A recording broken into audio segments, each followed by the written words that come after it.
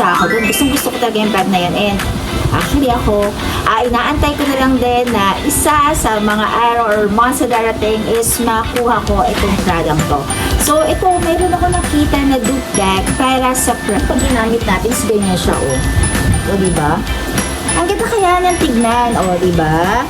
So, kahit saan at kahit saan ka or anong style or kahit I'm always on your side. 많은 말을 헤집으며 찾은 나의 위로 언제나 널 곁에 있을게. 나의 하루를 밝혀줄래. I'm always by your side. 너의 짐을 대신해서 짊어질. Hi guys! Welcome back to another vlog. So for today's video, so meron na lang i-share sa inyo, lalo na yung mga mahilig sa mga bags dyan, mga kalakotseras. So i-share ko sa inyo yung isa sa mga dupe bag na nakita ko na pwede pala kahit hindi ka bumili ng isang luxury bag, pero makikita mo siya sa mga ibang brand ng bags. So i-share ko sa inyo mga kalakotseras. And nga pala, yung mga hindi pa nagsasubscribe sa YouTube channel ko, please subscribe na. Siyempre, kay Kotseras pa rin. So, para every time na nag-upload ako, so ma-update kayo. So, yun mga Kotseras, share ko sa inyo, isa sa mga nakita ko na dupe bag, katulad ng Prada. Di ba yung Prada kasi actually, isa ako dun. Gusto ko talaga yung bag na yun. And actually ako, inaantay ko na lang din na isa sa mga araw or months na darating is makuha ko itong product to. So, ito ako nakita na dupe bag para sa Prada. Ito yung sa brand na House of Little Bunny. Nakakita ko na pwede ninyong maging dupe bag or asing lang ng itsura niya para sa Prada. So, syempre, para sa price, mas mura siya na kesa sa luxury bag. O, di ba mga kaloktsera? So, ito yung nakita ko. Ayan. Sa House of Little Bunny bag to. Itong black na to, kung mapapansin ninyo. Kaya siya yung sa Prada bag na ipapakita ko na rin mismo dito sa screen ko kung ano ba itong sinasabi ko sa inyo. Bag na halos kaparehas lang din ito. So, syempre, hindi naman halos kaparehas. Pero, di ba, kung papansin ninyo, kaya siya ng itsura dun sa mga Prada bag. Actually, ito kasing netong bag na to is nylon siya. Diba? Ito kasi hindi agad nadudumihan. Ayan, hindi agad siya magpupunit-punit. Yung mga ganito kasing nylon bag is hindi agad siya magpupunit-punit or kapag tinabi mo ng matagal sa lalagyanan ninyo ng bag ninyo, hindi siya yung mga magka-crack, masisira. Ang nylon talaga isa sa mga magagandang mga material para sa mga bag. Ito, katulad nito, House of Little Bunny bag to. Mas mura to kesa sa may Prada. Diba? Siguro na maakalain na magkakaroon pala ng ganitong style ang House of Little Bunny. Actually, ang House of Little Bunny bags kasi or yung mga nire-release kasi ni House of Little Bunny sa mga luxury bag nila, ginagaya talaga yung mga bags nila. So, ito, diba? Wala tayong Prada. Pero, meron tayong House of Little Bunny bag, diba? Isa to sa mga collections ko na alam niyo naman kung napapanood yung mga videos ko na ina-upload ngayon, puro unboxing ng House of Little Bunny bag. So, ito, kita ko dito. Ayan, alam niyo, hindi ko pa siya nagagamit, diba? So, black na House of Little bag. Ayan. Meron siyang kilikili strap. Ayan, pag ginamit natin, ganyan siya, O, diba? Ang ganda kaya ng tignan, diba? So, kahit saan at kahit saan ka or kahit saan ka pumunta, pwede mo siyang bitbitin. Mapa-mall or kung medyo formal, pwede na ito, di ba? Swak na swak siya. Kasi ang ganda talaga ng ng tela nitong House of Little Bunny bag. At saka yung pagka-nylon niya maganda. Lalo na yung mga side niya. Ayan pansinin niyo yung side niya. Tamang-tama ang laki din niya. And also, papaganda kasi sa kanya yung logo niya. Diba yun kasi yung maganda sa logo ng House of Little Bunny, diba? Ang ganda din niya. Pero siyang infinity, diba? So, yan. And itong bag na to, ayan, tingnan natin. Pakita ko na rin sa inyo. Itong House of Little Bunny bag na to is, wait lang meron na rin siyang parang chain. Hindi ko lang sure kasi kung leather to, synthetic leather lang. Ayan, may logo rin siya dyan ng House of Little Bunny. Diba? Ang ganda. So, yan. And, syempre, yung pinaka, ganito, hindi lang siya basta Zipper lang na makikita ninyo na parang gold lang siya. And then, pag open nyo siya, ayan, ang ganda-ganda kaya nito.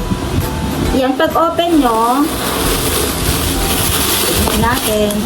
Ayan. So, yung tela niya sa loob is napakaganda. Ayan. And merang packet. Ayan, no? Ang laki ng packet niya. Diba? Ang dami yung pwedeng ilagay dito. Tulad yan. Itong phone natin to, kasyang-kasya dito. Ayan, pag tinayo mo, ganyan siya. Pero pag inano mo, kasya pa. Napakaluwag pa na pwede ninyong lagyan dito sa ganitong bag. O, diba?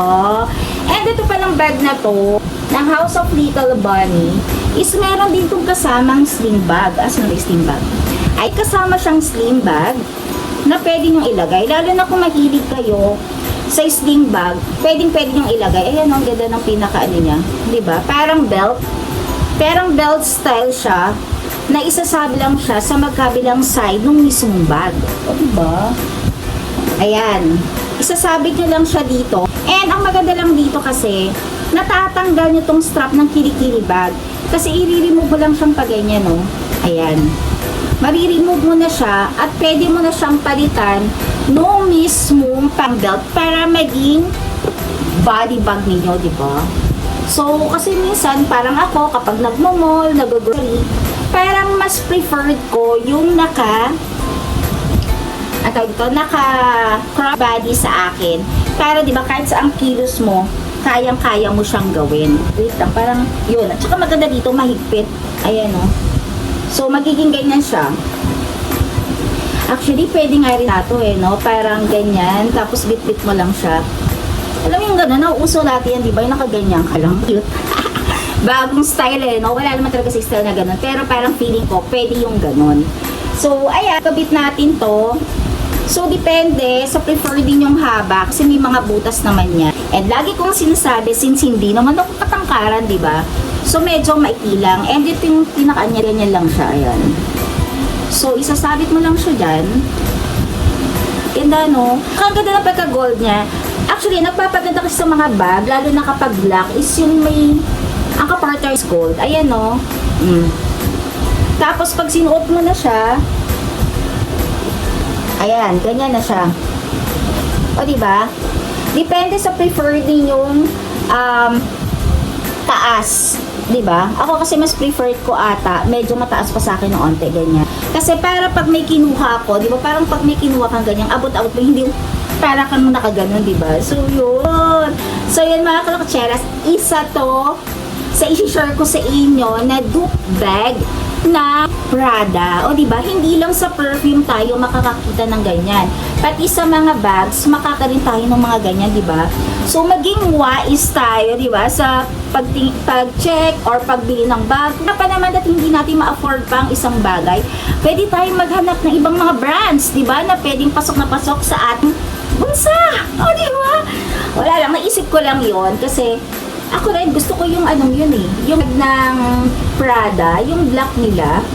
Tapos yung nakita ko to, actually maraming colors kasi na-available yung House of Little Bunny na ganitong bag.